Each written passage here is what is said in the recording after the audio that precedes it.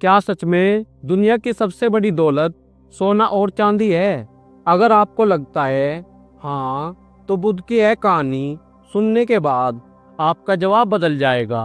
कभी एक समय था जब राजमहल की चमक दमक, सोने चांदी के आभूषण, शाही वैभव चारों ओर फैला था। राजकुमार सिद्धार्थ के पास वह सब कुछ था जिसकी कामना कोई भी इंसान करता है। लेकिन जब उन्होंने लोगों के जीवन का दुख, बीमारी, बुढ़ापा और मृत्यु देखी तो उनका हृदय कांप उठा। वह सोचने लगे, यदि हर इंसान को यह सब सहना है तो यह राज सिंहासन, वैभव, सोना चांदी किस काम का? आखिर असली सुख है क्या? यही प्रश्न उन्हें साधना की राह पर ले आया। एक दिन बुद्ध अपने शिष्यों के साथ नगर में भिक्षा मांगने पहुंचे। लोग उमड़ पड़े। किसी ने थालियों में सोने के सिक्के रख दिए, किसी ने रत्न जड़ित हार अर्पित किए।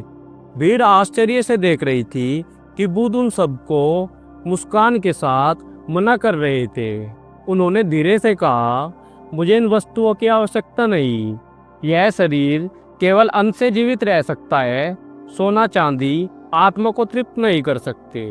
लोग स्तब्ध थे। जिस दौलत के पीछे पूरी दुनिया भाग रही थी, बुद्ध ने उसे बिना सोचे ठुकरा दिया। उसी भीड़ में एक स्त्री थी। वह गरीब थी, थकी हुई थी, दिन भर दूसरों के घरों में काम करके गुजारा करती थी। उसके पास न सोना था न चांदी, लेकिन उस स्त्री के दिल में भक्ति थी। वह दौड़ी, अपनी झोली से बस एक मुट्ठी चावल बुद्ध की कटोरी में डाल दिए। बुद्ध की आंखें भर आई। उन्होंने गहरी दृष्टि से उस स्त्री को देखा और बोले, तुमने संसार का सबसे अनमोल दान किया है, क्योंकि तुमने दिया है प्रेम, त्याग और करुणा का खजाना। शिष्य हैरान थे। जहाँ रत्न और स्वर्ण अस्वीकार कर दिए गए, वहाँ एक मुट्ठी चावल को बुद्ध ने अमूल्य घोषित कर दिया। यह सब देखकर मगध का एक राजकुमार आगे आया। रेशमी वस्त्र, आभूषणों से सजे हुए वह आश्चर्य से बोला, बनते, आप सोना चांदी क्यों ठुकराते हैं? जब आपके पास महलों और दौलत का अवसर है तो आप इन्हें क्यों नहीं स्वीकारते? बुद्ध ने गहरी मुस्कान के साथ उत्तर दिया, राजकुमार, मनुष्य की महानता उसके धन से नहीं बल्कि उसके विचार और क्रम से आंकी जाती है।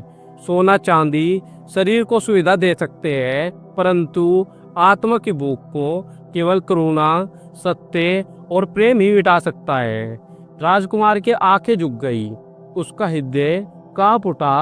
धीरे धीरे बुद्ध की वाणी पूरे नगर में गूंज उठी। धनी व्यापारी जो पहले धन बटोरने में व्यस्त थे, अब गरीबों और असहायों की सेवा करने लगे। राजा जो युद्धों में गौरव देखते थे, बुद्ध के शब्दों से प्रभावित होकर शांति और धर्म की राह पर चल पड़े। समाज बदलने लगा। लोगों को समझ आने लगा, असली दौलत तिजोरी में नहीं बल्कि दिल में छिपी होती है। प्रिय मित्र, सोचिए जरा, सोने चांदी के महलों का क्या मूल्य यदि हमारे हृदय में दया ना हो? रत्नों का क्या अर्थ यदि हम दूसरे के दुख को समझ ना सके? बुद्ध ने अपनी साधारण सी भिक्षापात से संसार को यह सिखाया कि सच्ची अमीरी सोने की नहीं बल्कि दिल की होती है। दान छोटा या बड़ा नहीं, दान की भावना ही उसे अमूल्य बनाती है। मन की शांति सबसे बड़ी दौलत है और यही कारण है आज भी हजारों साल बाद बुद्ध की वाणी सीधे हृदय को छू जाती है।